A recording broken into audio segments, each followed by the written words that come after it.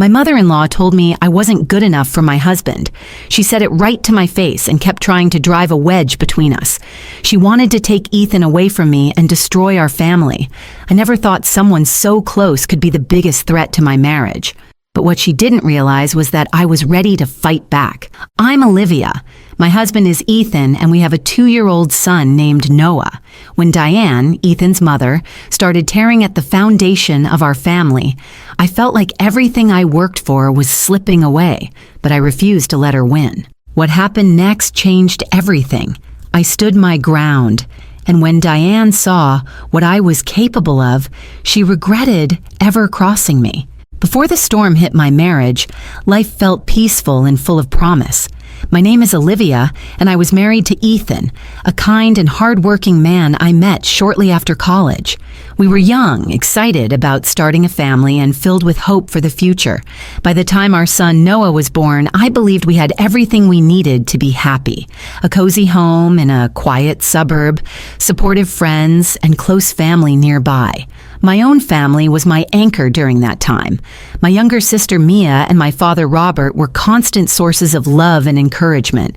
Mia, always full of energy, was someone I leaned on when things got tough. And my dad, steady and wise, reminded me to stay true to myself no matter what challenges came our way. At first, my relationship with Diane, Ethan's mother, was polite but distant. Diane had a sharp presence. She was confident and always spoke with authority. I understood that she loved her son deeply, but her way of showing it often felt like judgment rather than support. She made comments that stung, sometimes disguised as concern. I remember one dinner when she said, "You know, Ethan deserves someone who really understands how to take care of him and the family." I tried to brush it off, but those words lingered in my mind longer than I wanted. The subtle look she gave me when she thought I wasn't paying attention felt like constant reminders that I wasn't measuring up. Ethan was caught in the middle. He loved his mother, and I loved him, but I could feel the tension growing every time we spent time with Diane. She was charming to his face, but cold toward me, planting doubts and making me question myself. Her interference was subtle at first, a snide comment here, a dismissive glance there, but over time it became harder to ignore. I started to notice Ethan's confusion and the strain it was putting on our marriage. He didn't want to upset his mother, but he also didn't want to hurt me. Sometimes he would say things like, "I don't know what to believe anymore," and I could see the frustration and guilt in his eyes. Meanwhile, I was struggling to find my place in this complicated family dynamic while caring for Noah. Being a new mom was overwhelming on its own, but dealing with Diane's disapproval made everything feel heavier. I wanted to keep the peace for Ethan's sake and for our son, but I also felt invisible and powerless. I confided in Mia about how difficult it was. She told me, "You deserve to be respected and loved, Olivia. Don't let anyone make you feel less." Her words stayed with me, giving me a flicker of hope even when the situation felt hopeless. My father Robert also noticed the toll Diane's behavior was taking. One afternoon, he pulled me aside and said, "Olivia, you're a strong woman. Don't let anyone make you doubt your worth. Your family needs you to stand firm." His support was a lifeline. It reminded me that while Diane's actions were painful, they didn't define who I was or what I deserved. The tension reached a new level one day when Diane made an outright attack. She told me, "You're just not good enough for Ethan. Maybe he deserves better." Those words hit me like a punch. It wasn't just the insult. It was the betrayal. I had hoped to build a family that included Diane, but instead I was facing a woman who wanted to tear us apart. I remember holding Noah in my arms afterward, feeling a mix of sadness and determination. I knew I had a choice.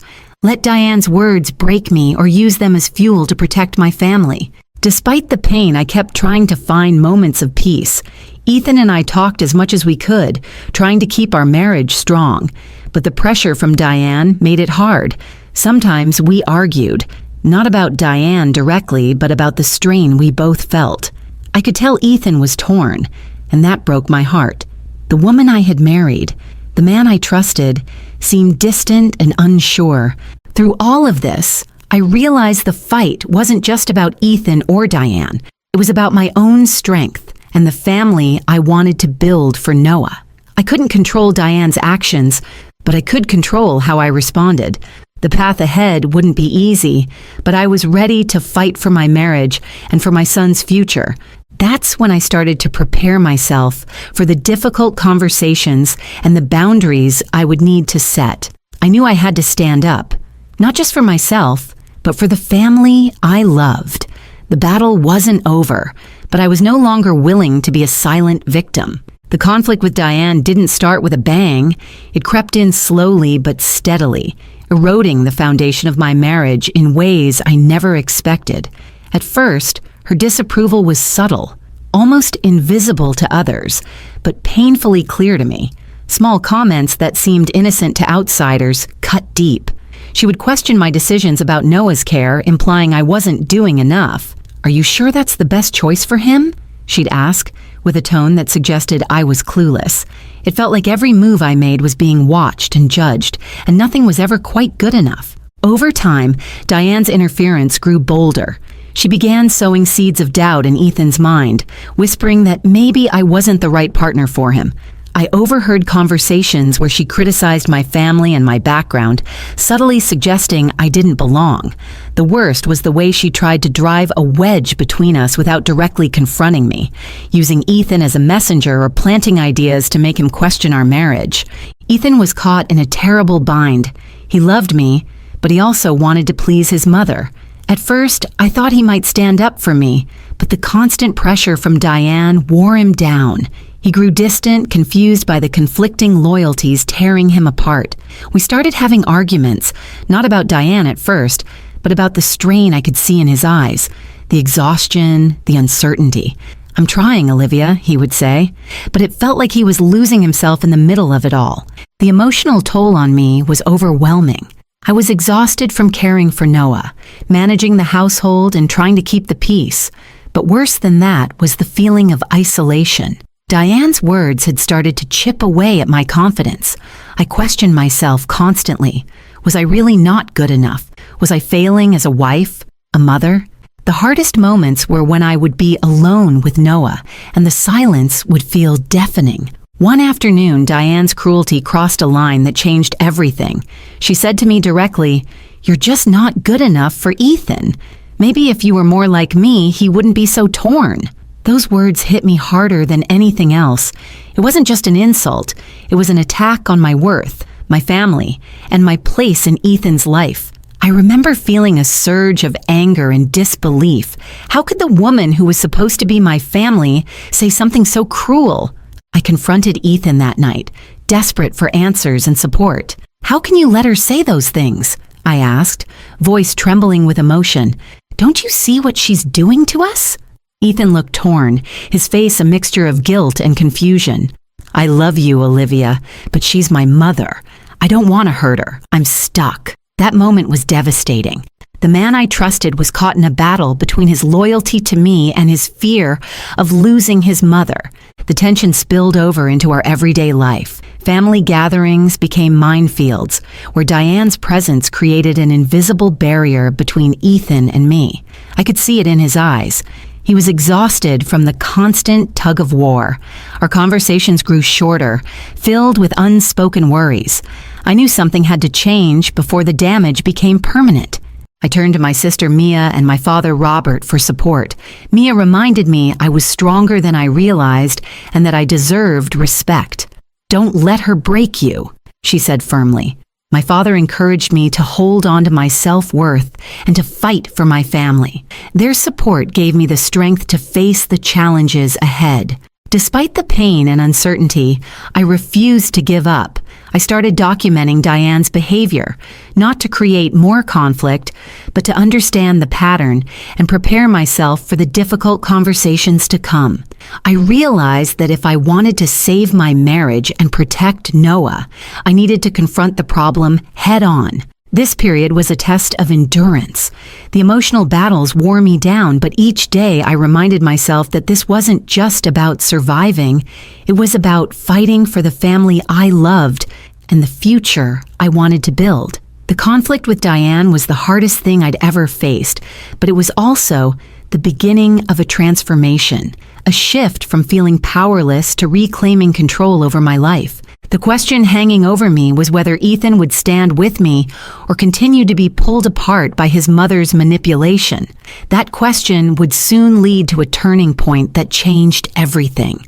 This is where the real fight began. The fight not just for my marriage, but for my dignity and my family's future. After months of feeling trapped between Diane's relentless criticism and Ethan's growing distance, I finally reached a breaking point. The constant strain had left me exhausted, but it also ignited a fierce determination inside me. I realized I couldn't keep living in this shadow, letting Diane's words and actions dictate the fate of my family. It was time to take control and stand up for myself, my marriage, and most importantly for Noah. I began by leaning heavily on my sister Mia and my father Robert, who had always been my pillars of strength. Mia's energy was contagious, and she refused to let me dwell in despair.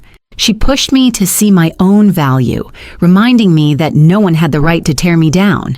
My father's calm wisdom helped me focus on what truly mattered, the love Ethan and I shared, and the family we were building. Their support was the foundation I needed to face the difficult conversations ahead.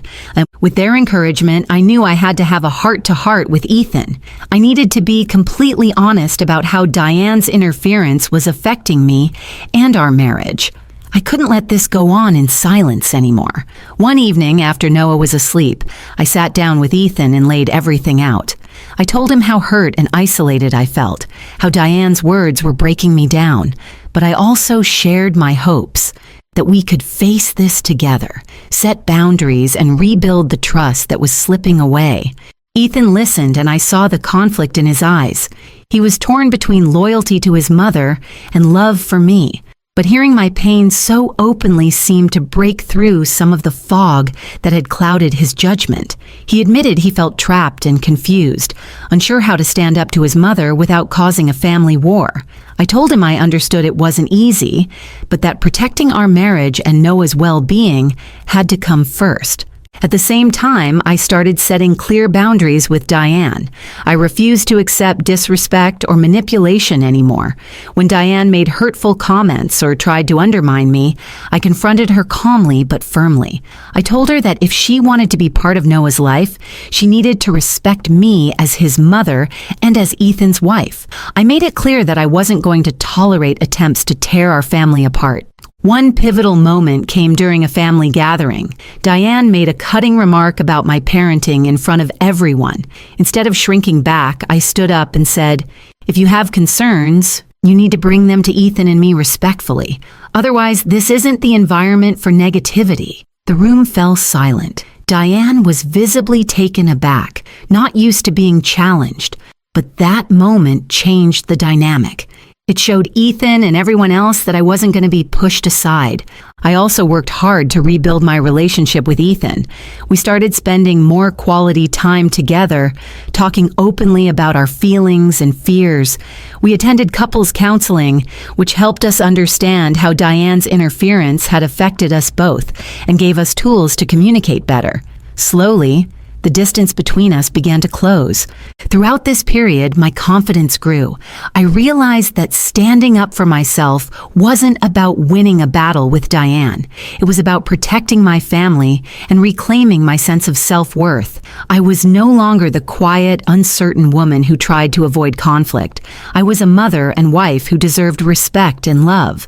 Of course, Diane didn't change overnight. She resisted at first, angry and defensive when confronted. But as she saw Ethan and me united, she began to understand that her behavior was pushing her son away, not closer. That was a hard truth for her to face, but it opened the door for change. By the time Ethan firmly told Diane she needed to respect me or risk losing contact with both of us, the groundwork had been laid. It was a turning point for all of us. I had fought for my place in this family, and Ethan was finally willing to stand up for our marriage. Looking back, I realized that this turning point wasn't just about confronting Diane. It was about reclaiming control over my life and refusing to let anyone else define my worth. It was about building a partnership where Ethan and I stood as a team, strong and unbreakable. That period of standing firm and setting boundaries changed everything. It restored the balance in our family and created a safer, more loving environment for Noah. Most importantly, it showed me the power of speaking up and refusing to accept less than I deserved. This is where the story truly shifts, from struggle and doubt to strength and hope. The battles weren't over, but for the first time, I knew I could face whatever came next with courage and confidence. The stage was set for the moment when everything would come to a head, the moment that would finally bring resolution to the chaos Diane had caused. Years of tension and silent battles finally reached a breaking point one afternoon during a family gathering that had been meant to be a joyful celebration. Diane's behavior, which had been simmering beneath the surface for so long, boiled over in front of everyone. She made a cruel comment about my parenting in front of Ethan's extended family, something that not only embarrassed me, but shook the very foundation of our family unity. I could feel the eyes of everyone around us, some sympathetic, some unsure of how to react. I knew then that this could no longer be ignored. Ethan, who had been quiet and withdrawn throughout the event, suddenly stood up and confronted his mother. The confusion and hesitation I had seen in him for so long turned into a firm resolve. "Mom," he said, voice steady but serious, "this has to stop. You need to respect Olivia as my wife and Noah's mother.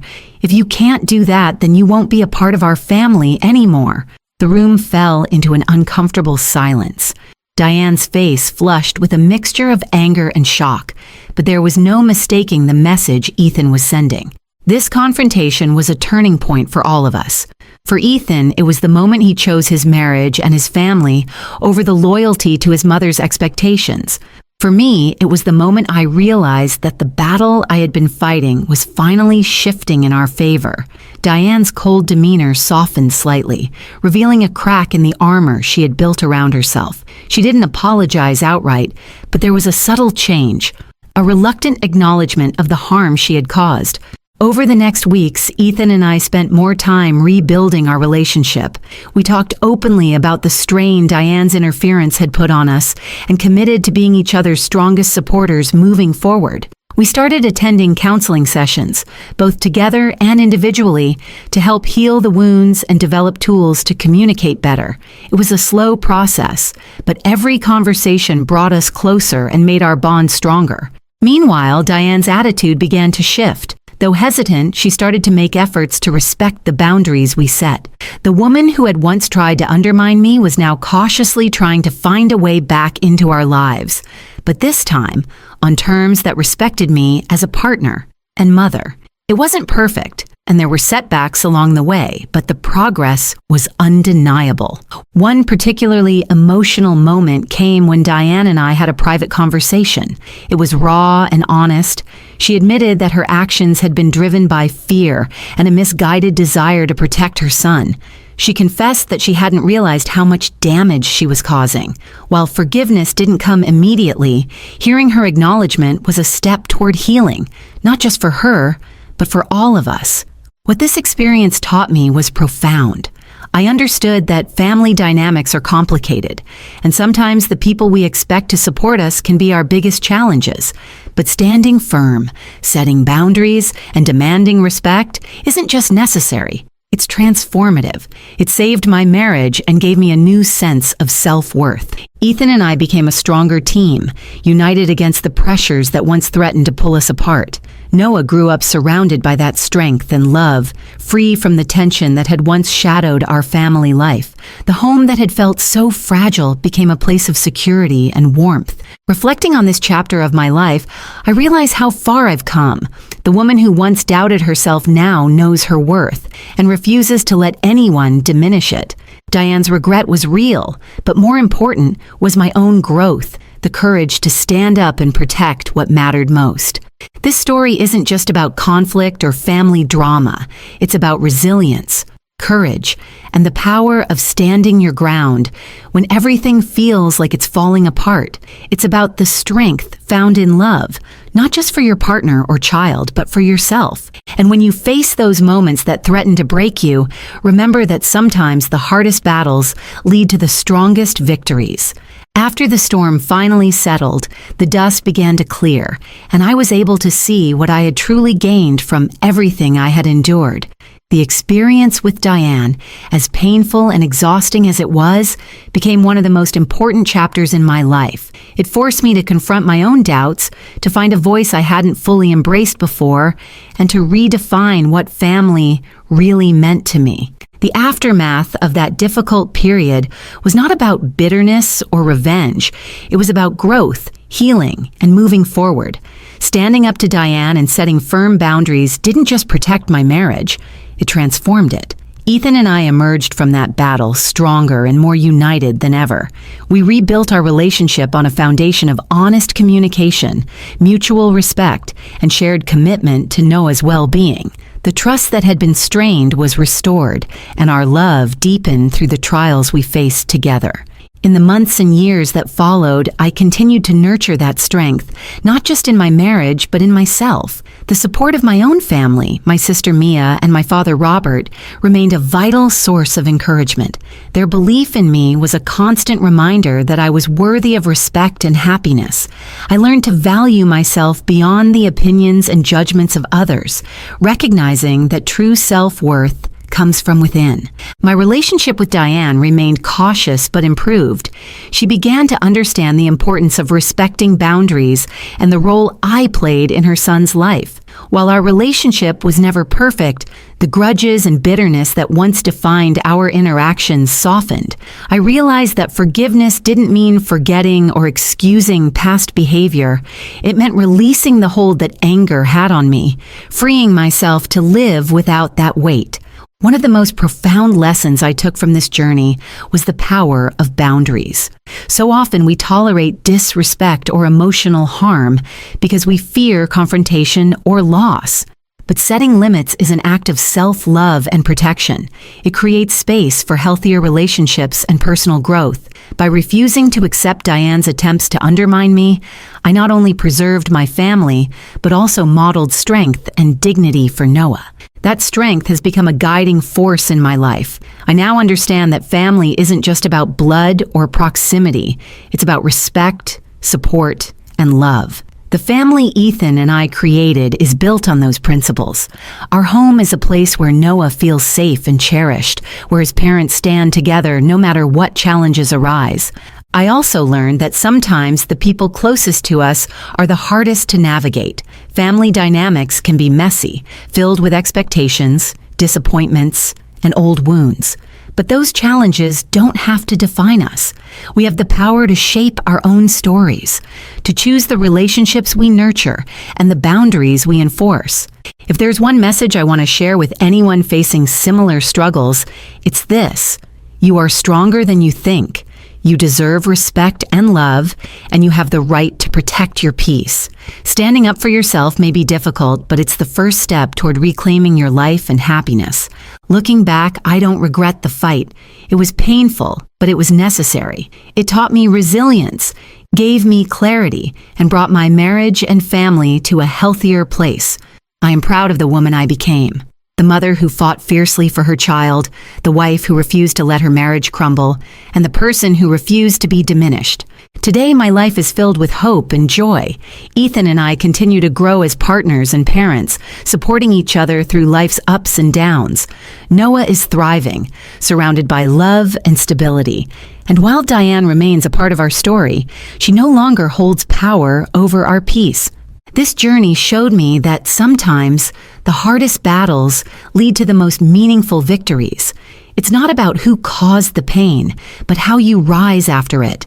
And rising is always possible. So if you're watching this and feeling overwhelmed by family struggles or feeling undermined by someone close to you, remember this story. Remember that standing up for yourself is not just brave. It's necessary. Your happiness, your family, and your peace are worth fighting for.